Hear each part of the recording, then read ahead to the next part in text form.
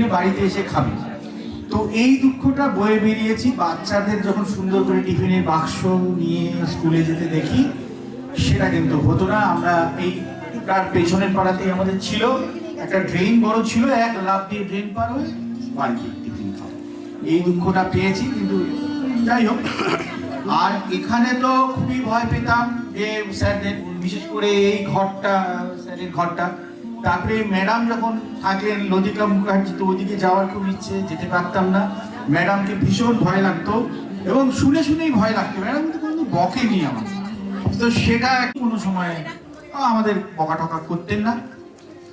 আর আমি স্কুলে যেহেতু চাকরি করতাম, তার জন্য একবার সেন্টার সেক্রেটারি হই হায়ার সেকেন্ডারিতে।